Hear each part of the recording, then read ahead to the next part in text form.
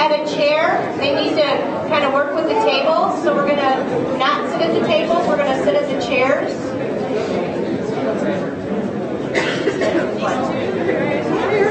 Yeah, they're going to start moving things around.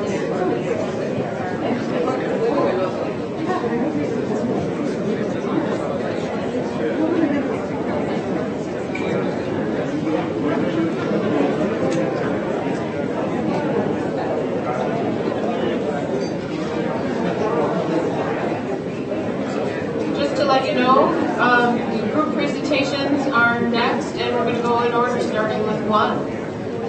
So, group one should be ready.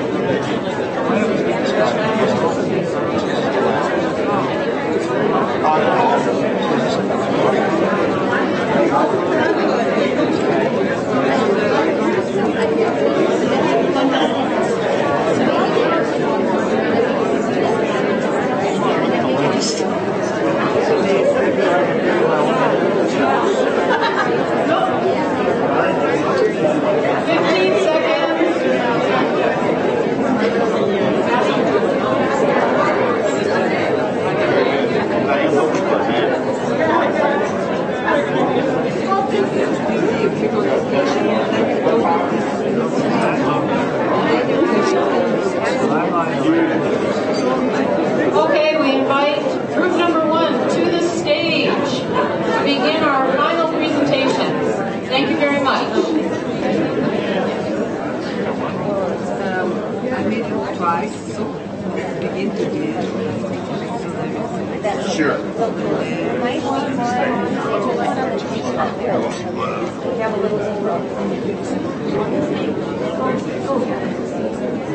Sandra, did you pick up your t-shirt? No, I didn't. You bought a t-shirt. It's got your name on it. Oh, I didn't realize that it was so long ago. I kept looking for you, like, where'd you show it? Oh, okay, I'll look it up.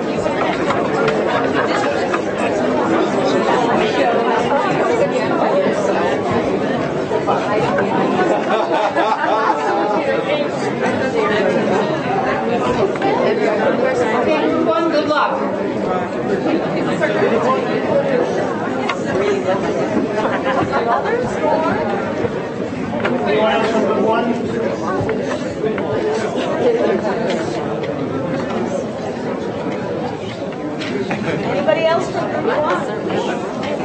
Groups on deck, please. Where is the rest of group one?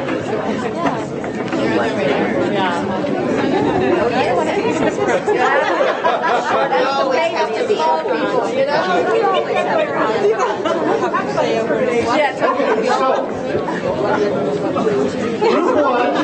Group one now on stage. Group one had a chance to explore relational leadership, and as we did so, we came up with a rich new vocabulary for what relational leadership is all about. And we thought the best way of sharing relational leadership with you is to share some of that vocabulary that perhaps you'll take away and learn to weave together in your own sentences.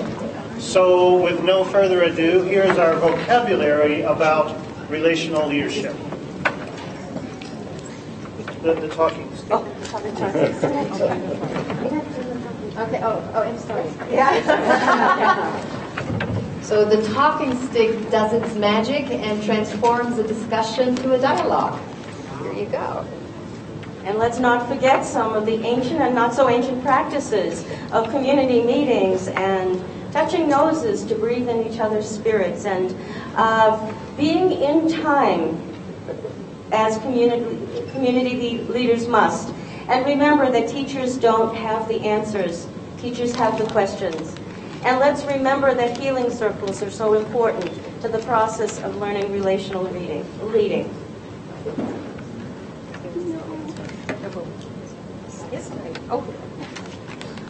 So well done. Important to relational leading is holding the space where trust and connection and collaboration can emerge. The leadership is about wholeness. Another vocabulary piece that we talked about was what questions can leaders ask themselves that increase the likelihood that we'll be able to invite collective responsibility and commitment. Who gets invited to meetings? How do I arrange the furniture in my office? How do we make decisions around here? Who am I to these people that their eyes aren't sparkling?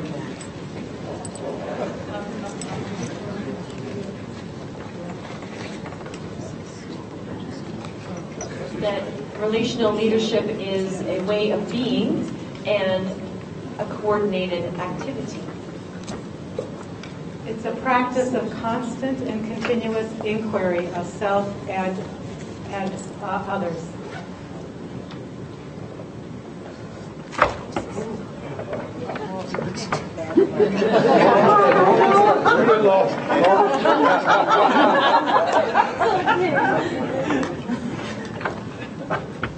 It means listening in a way that the other's voice is now part of you.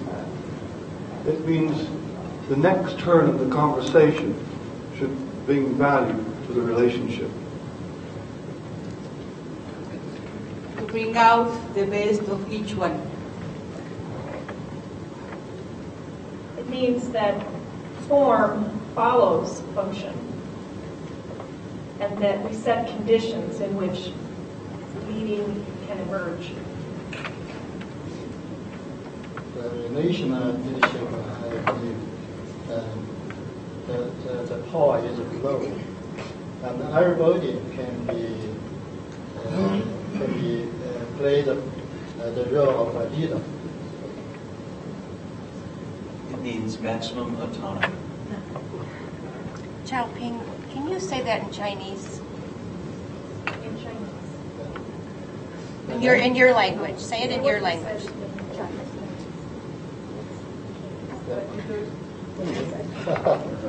Chinese? Yes.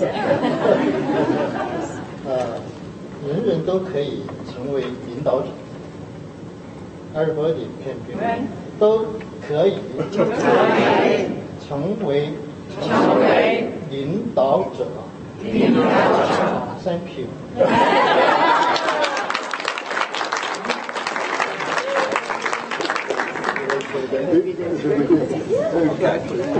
We're extending a metaphor that I understand was used yesterday, and the metaphor was one of dance, and the three levels of dance that we came up with that support relational leadership.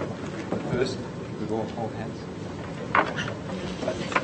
First is the dance of our words. Can you hold that up to your mouth? The first is our dance of words.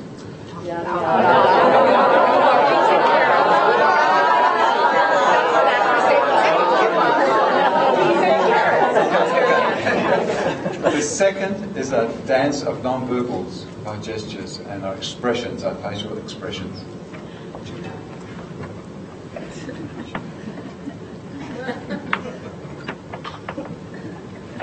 Thank you.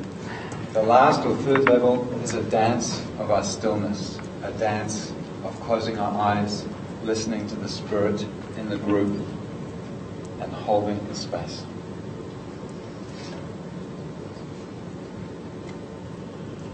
Thank you.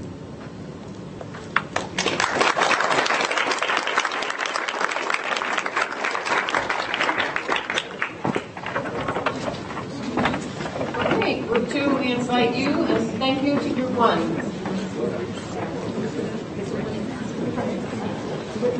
Sube mi silla. Subimos la silla. Sí, que sube su silla, pero porque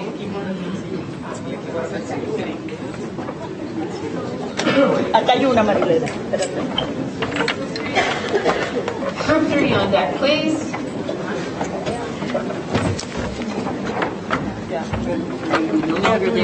Una para ver y para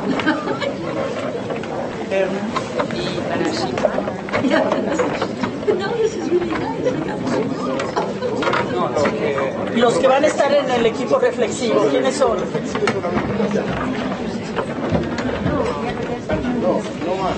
No, nada más los que están en el equipo reflexivo tienen la silla. se hace para atrás para que quepan todos. ¿Estás bien?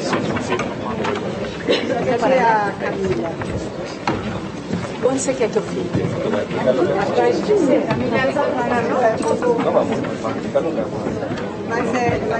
Se pueden hacer tantito para atrás para que quepa la otra silla. Sí.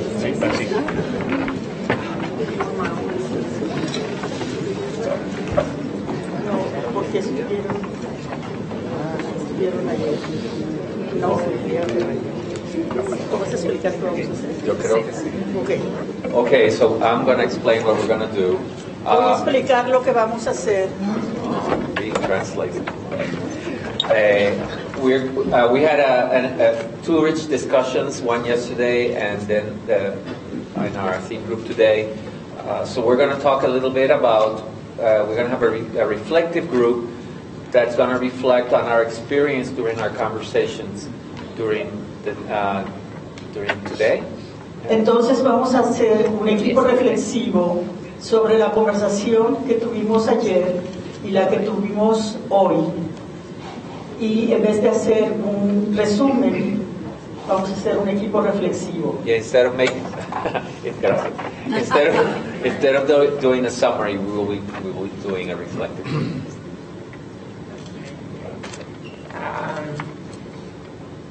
En castellano, la traducción. Bueno, ayer y hoy trabajamos sobre una experiencia que fue totalmente innovadora. Yesterday and today we worked in an experience that was innovative. Que fue el desarrollo de un programa, un diplomado internacional en prácticas dialógicas. That was the development of an international diploma in dialogical practices. Y también sobre las contribuciones latinoamericanas al construccionismo social. And also about the Latin American, the Ibero-American, Spain, of Ibero-American contributions to social constructionism. Trabajamos, las personas que trabajamos en la habitación, más 25 personas, 25 conexiones online. And we were the people that you see here that we were on the room, plus 25 people that connected via cyberspace on GoToMeeting and who also participated alive in the conversation.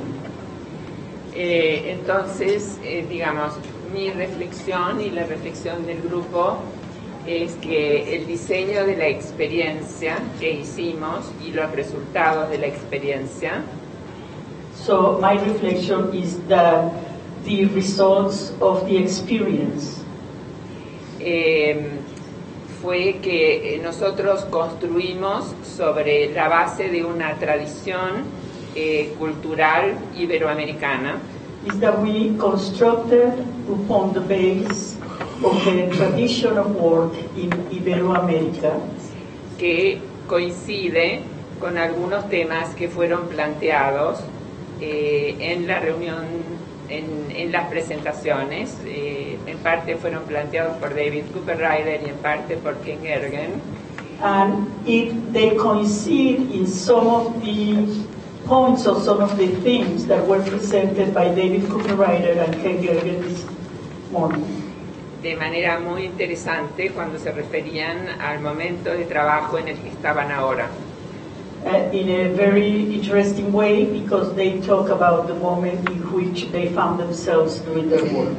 Y nosotros durante los últimos 2 años y medio estuvimos trabajando con ese, digamos, con esas perspectivas en acción y creando una experiencia que, como bien decía David, and it was something that we've been doing during the last 2 years, and that we constructed an experience that, as David said, si las condiciones iniciales están cuidadas suficientemente, that if the initial conditions are taken care of enough, eso quiere decir si el contexto está cuidado y es un contexto en proceso. So that means that if the context is being taken care of, if we take care of the content, the context, and at the same time the context is in formation or in development. Sí. Fomentamos la posibilidad de procesos emergentes, de conocimiento emergente. We promote the development or the construction of emergent knowledge, en los que las personas están profundamente involucradas, in which people are profoundly involved, tienen una importancia central para la transformación local, la transformación de sus comunidades. They have a very strong importance in the formation of their communities, y la posibilidad de transformaciones sociales a futuro. And also they are involved in the possibility of future transformations. Que genera resultados exponenciales, sorprendentes. That generate incredible and exponential results. Y que tienen el potencial de crear algo muy importante. And that have the potential to create something that is very important.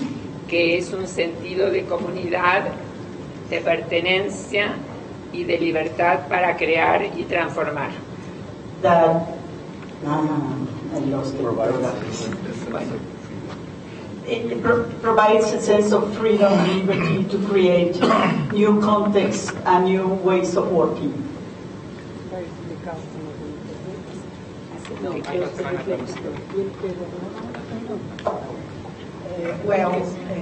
As I am Brazilian, my first language is Portuguese, and in order to honor our work in this group, my group asked me to speak in my language, Portuguese. So Celiane will translate me to English, and Papusa to Spanish, because it was a bilingual, trilingual presentation.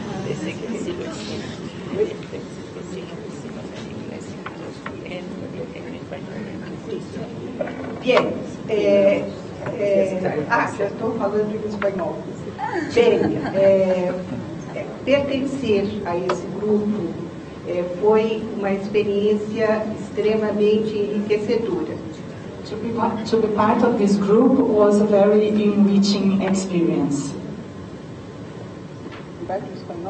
Fue una experiencia muy enriquecedora el trabajar en este grupo.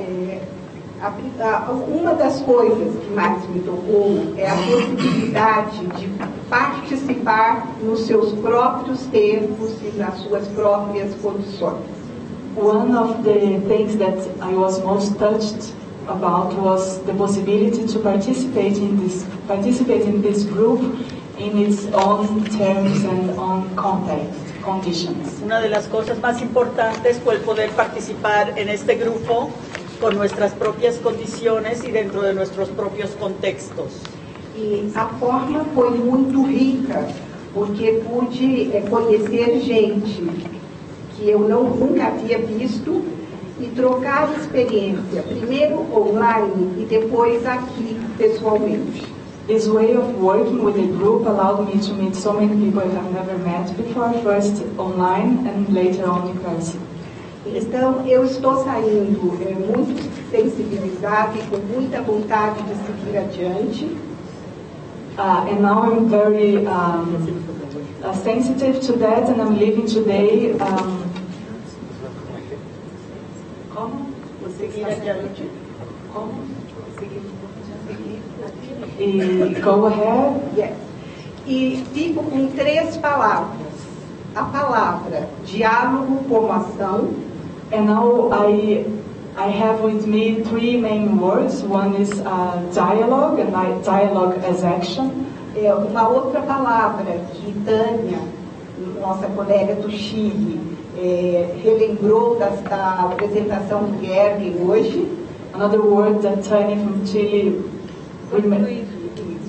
confluência. Com, em português, não sei como é em inglês, em espanhol, é junto. Confluência. Confluência. Isto representa o que se passou nesse grupo.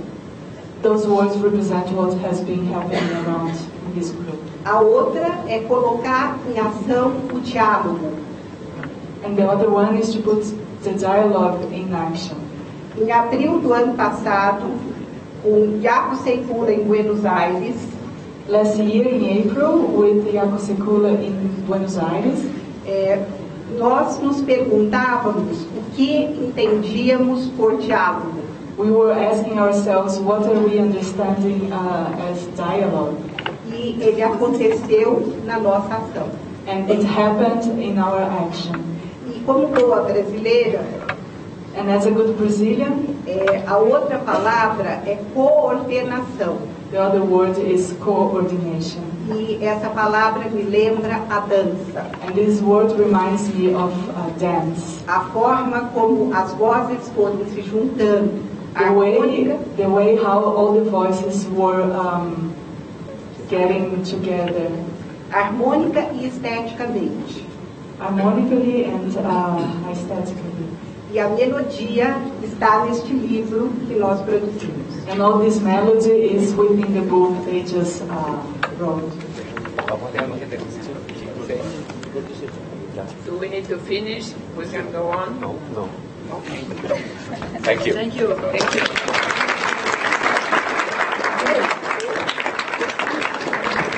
Thank you, Group 2. And we welcome Group 3 to the stage. Pásame la silla, por favor.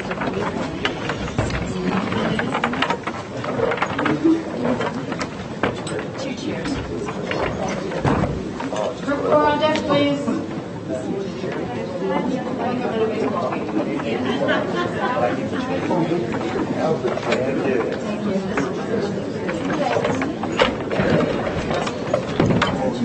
Where's our group? Okay, we're here.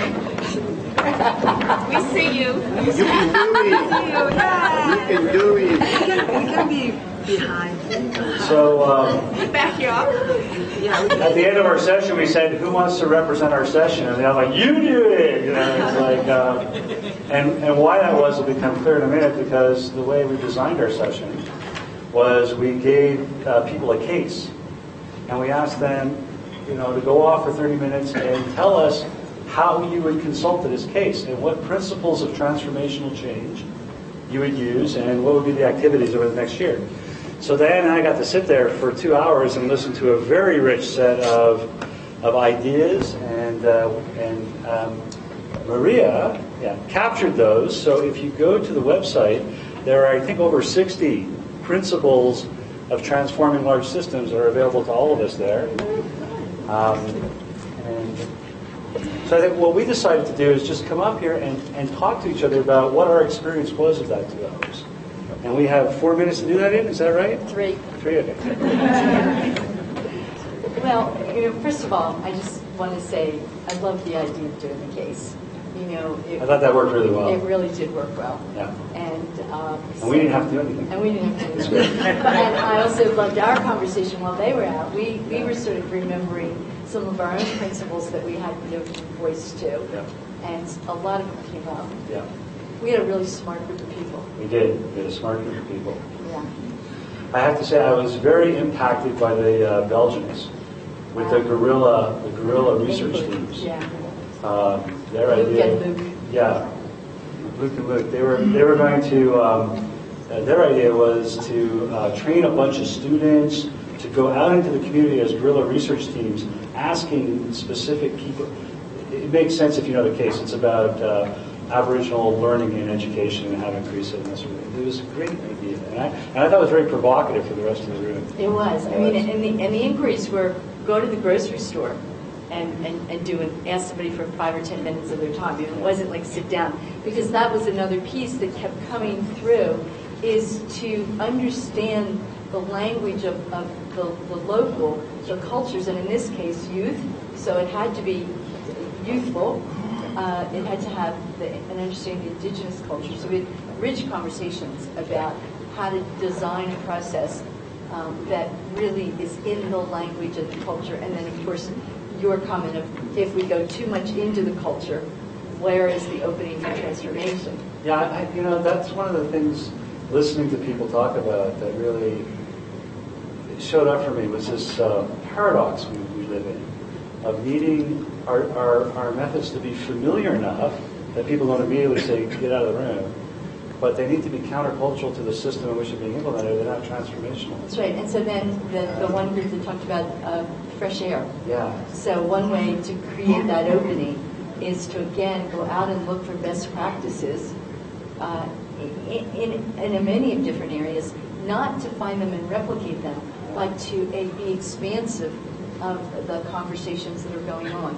So to open the fresh air in the dialogue, in the space. Yeah. I thought, for myself, the idea that was most provocative was the couple who suggested doing a pilot project. Right? Yeah. I thought it was provocative for the room because it was kind of not the usual appreciative inquiry thing. Right. And it was interesting because they said, well, we're here to learn about that. Yeah. And it reminded me of this research I did years ago when I was studying quality. And that when you look at diffusion of innovation, there's a whole literature on what qualities of innovations tend to diffuse. But when I looked at system transforming innovations, those very qualities didn't diffuse. It was almost like if you gave people a chance to try it out, to see someone else doing it first, they would get inoculated to it.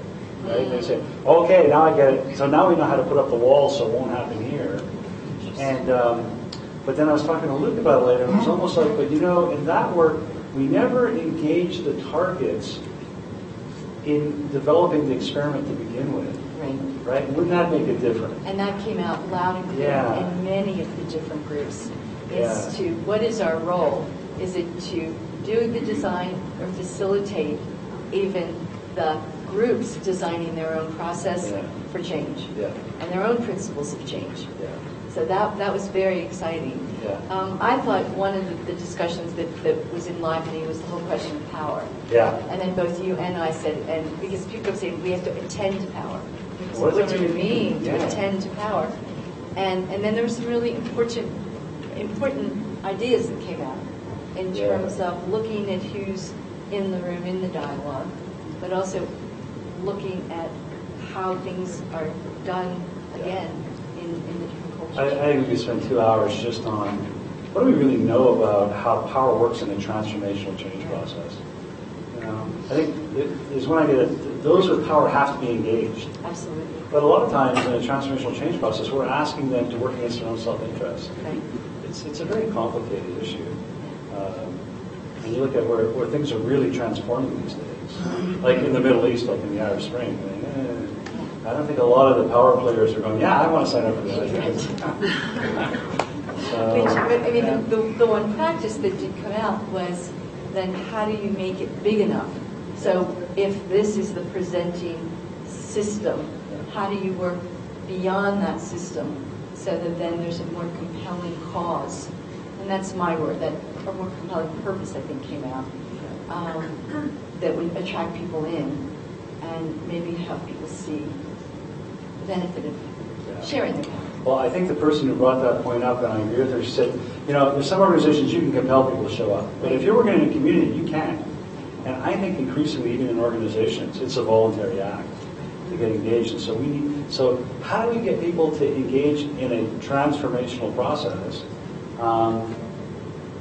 Voluntarily. It's complicated, but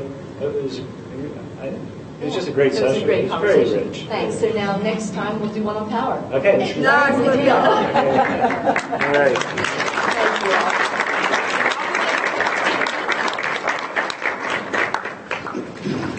Thank you very much. Group 4. Please come on up. Group 5 on deck.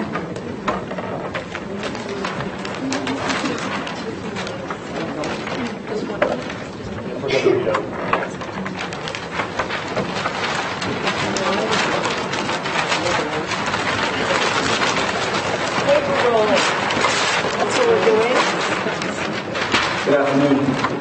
For Group 4, the back of my t-shirt says, you know you're a Canadian when you go to school in a hockey rink game. Canadians will get that part. Our session was about how and why you would go to school in a hockey rink and what opportunities you have. So you need a partner right now, because we're going to engage you in the, very briefly, 3 minutes worth, of the discovery phase of an Appreciative Inquiry Summit. So would you just consider this question with the partner beside you, and can someone just hold that for me? The question is this: there's nothing quite like a really great learning experience. Sometimes our best learning experiences happen at school, sometimes they happen somewhere else. Think about a time when you were learning something and it was so interesting that you loved it and just didn't want it to stop, to end. Sometimes a great learning experience involves hard work, but you were willing to do the work because you were excited, you see yourself improving, and you're excited about your progress. Tell the story of one of your best learning experiences. So you've got 1 minute to the person beside you, whoever wants to get started.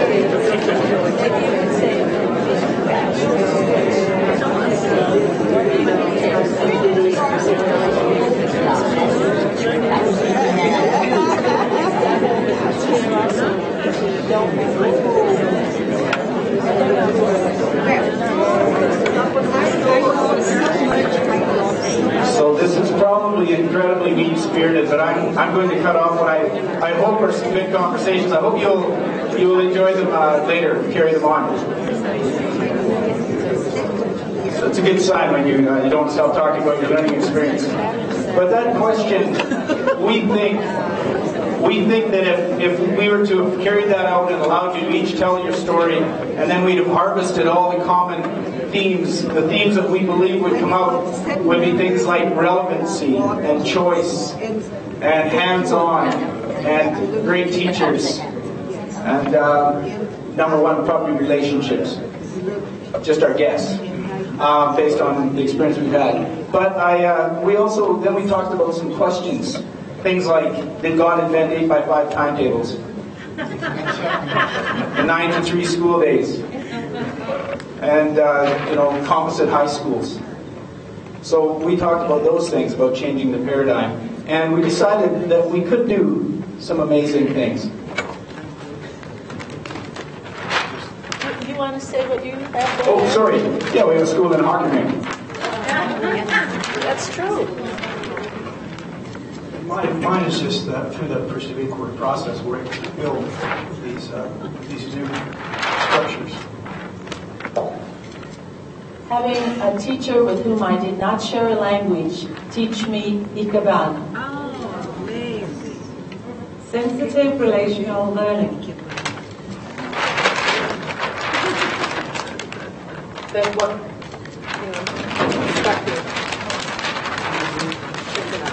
that with courage I can go anywhere.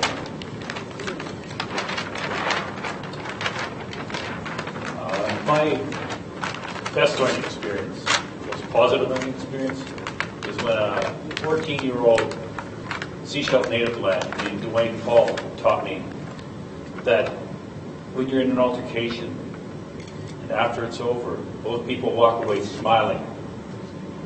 It's the best possible outcome.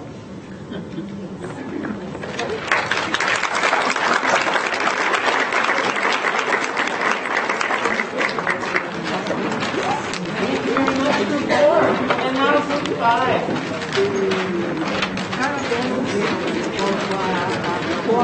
With group 6 now.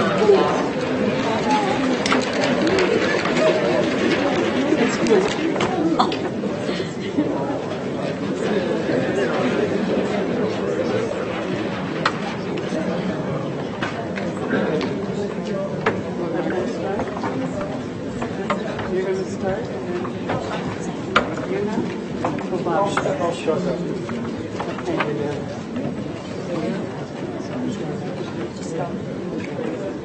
We'll just go.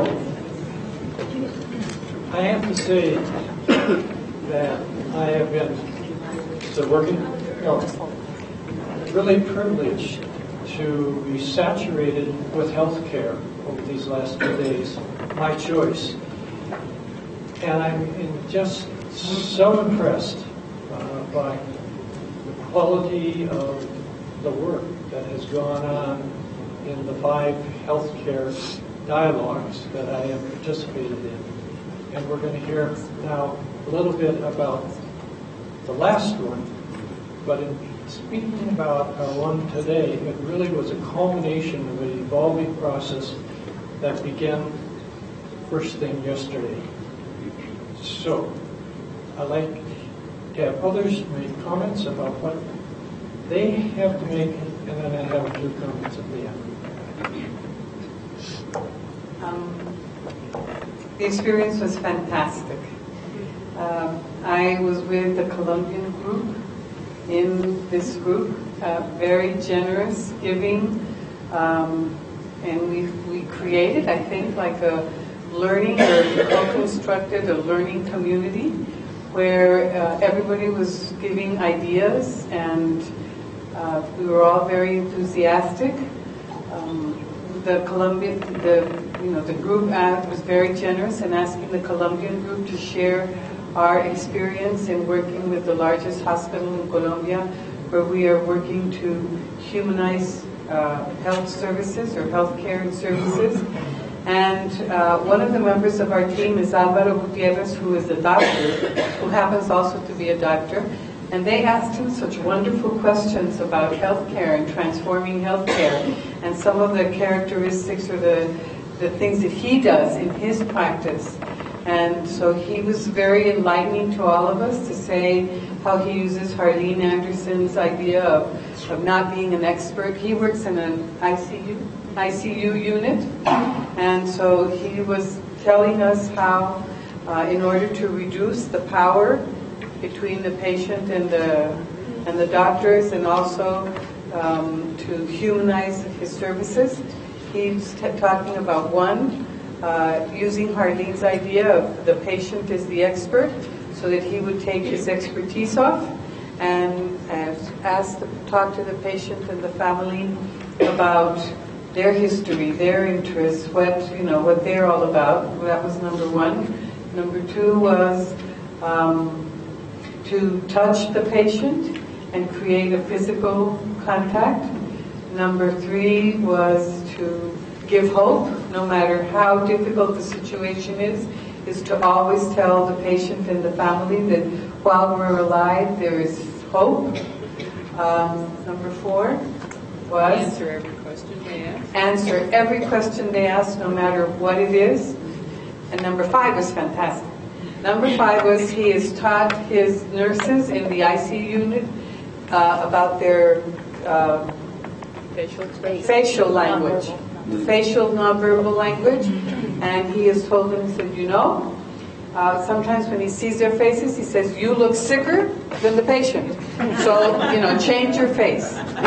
And from that, we were lucky to have two people that were listening virtually, and they gave some very good ideas, and then there were some other ideas that came about. So we really co-constructed new understandings, and then came up with some very big questions that are so big that we've decided that we need to continue to communicate to see if we can begin to identify and tackle some of the big questions. Yeah? I just want to say one thing, a little touch of humor. Actually, the people came from Colombia, and they said the reason they came, and they told the hospital system they were coming because they wanted to get ideas from us. They wanted us to help them figure out how to humanize healthcare. And so then we turned it on them, and we said, okay, you're our consultant, we're the consultants, and so you need to tell us what you need. And of course, naturally, once Alvaro started talking, he's the MD, he had it all down pat, believe me. He didn't need any help from us. So there you go.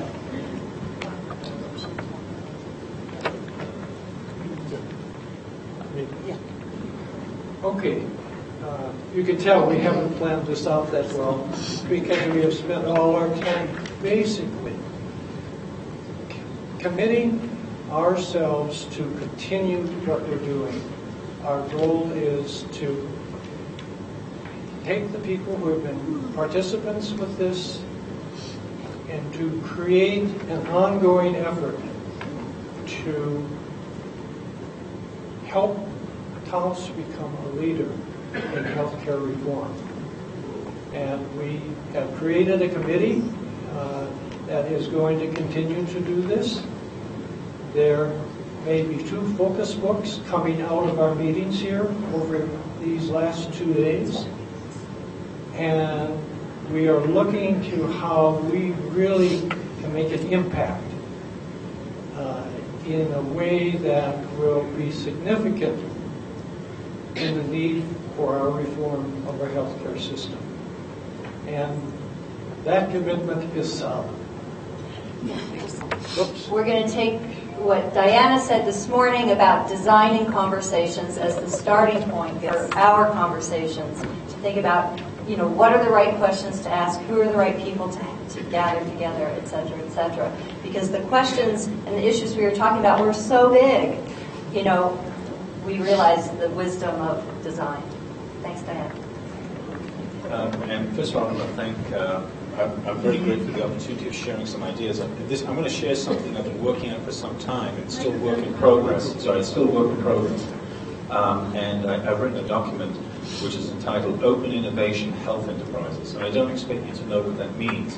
But I have got some handouts here because one of the things that I think I'd be delighted to collaborate on is how to design open innovation health enterprises that can develop scalable solutions for healthcare. That's it.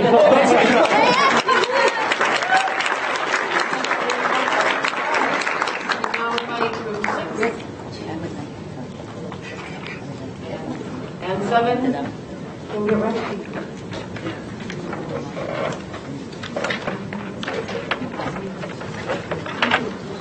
We're expecting to get the prize for brevity this afternoon. Yes. The title of our group was Therapy, Transformations in Traditions, facilitated by Otar Ness and Harlene Anderson. Celia as well was also a host. All right. And we have participants from Brazil, U.S. and China. Yes, in Canada. And most of our group members are either quite sick or tired, which explains why we're present in front of you at the moment. But I want you to know all of us are deliriously happy. Yeah. So Jen, what was for you, what was most striking for you in that conversation? And I have to say, I didn't anticipate this question right now, but I'm happy to respond to it. Well, partly what captured my interest is just our own group process and how we sat down tired and just really saturated with ideas and conversations from the day. And how, before you know it, 3 wonderful stories broke out. Yeah. So would you like to tell one and I tell another one? Very short. Why don't you go ahead and tell the story that you told from your context? Oh, from my context. Or tell something of it, since, we're going to be so brief. So in a piece of our conversation, we were talking about the challenges of training new therapists and how training programs, especially those inside universities, are becoming more and more structured. I shared an example of what I'm doing in Brazil with a group of students, and we have a course that is called Listening and Welcoming. And my goal with these students is work with them in a way that they can exercise ways of being present in the conversations they want to have. They're not in training to therapy, but to be with other people. And then that was something that I shared in the group in a way that to talk about how we can create spaces with our students to practice new forms of being with the others in therapy that are not structured or so oriented by specific goals or specific outcomes. Li Ping spoke about specific challenges around working outside of convention and traditions in her context in China with respect to the history there and the possibilities and constraints in her own university context and in her cultural context.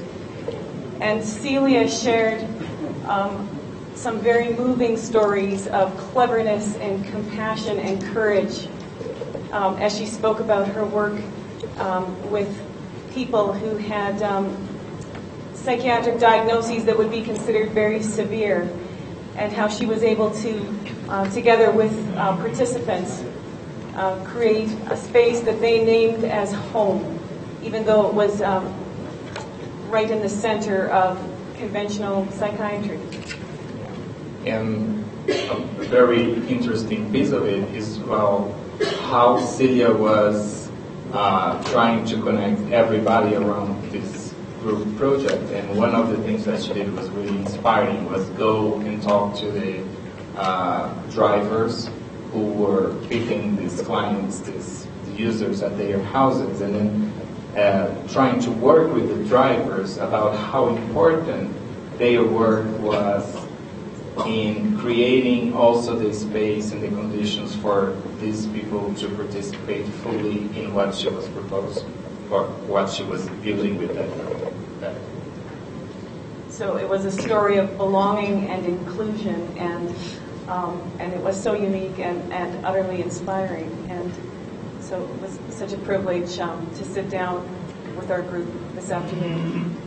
And I think that one last thing I would like to share is people talk how important it is when you are doing this kind of innovative, courageous projects, how important it is to become part of a community that gives you support, and that community can be your colleagues that are working directly with you, or people who are, let's say, in books with you, in spirit with you, and in supervision.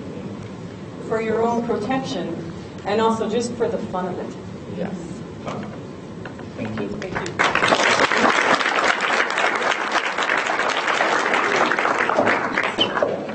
Thank you. And now group 7. And put group 8 ready to go.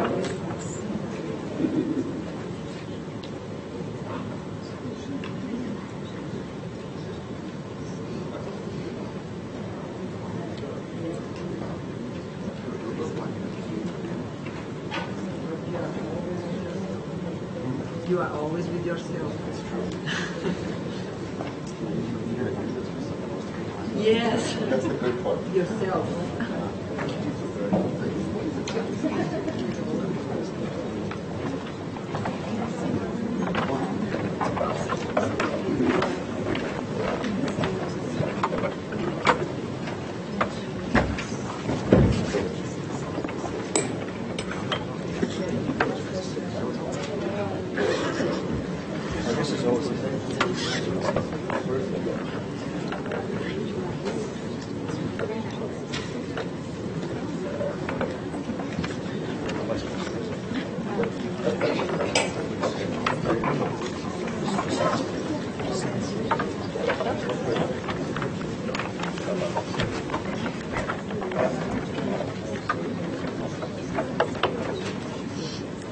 Okay, the name of our group was Problematizing Progress, Critically Engaging Dominant Practices. Our question, how might we enrich the dialogue? Thank you. That's it. We're very mysterious.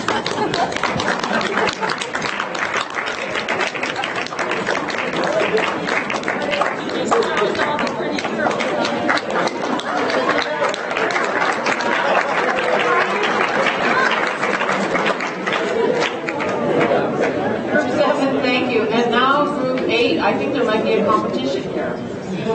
Group 8. Group 8. Group 8, now what? Now what about relational and collaborative research? Currently, I'm being interviewed in a relational and collaborative way by a researcher that was reviewed.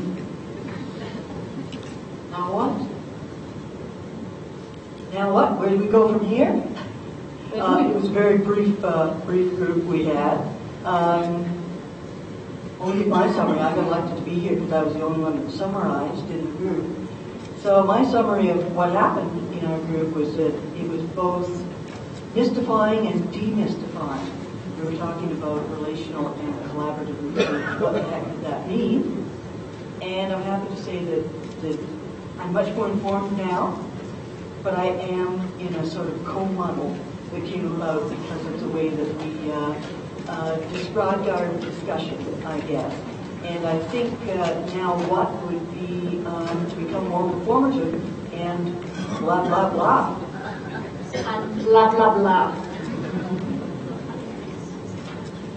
Thank you very much to all the groups. Let's show some engagement.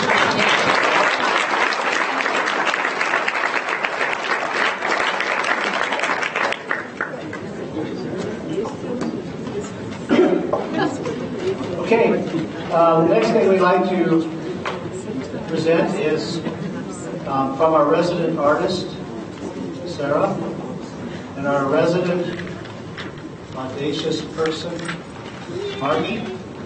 So we'll begin with Sarah. I don't know exactly how they're going to do this, but something is going to emerge, and Sarah will begin. Okay, well, begin! I have already begun. Come on up here. All of you at once.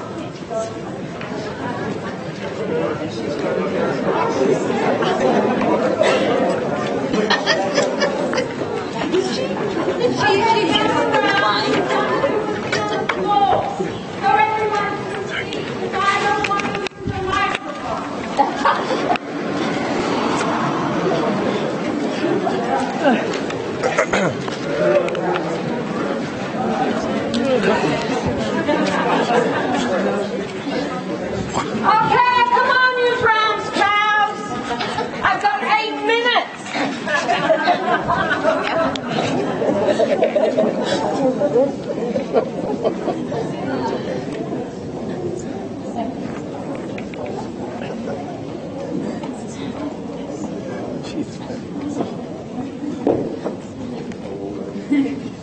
Okay.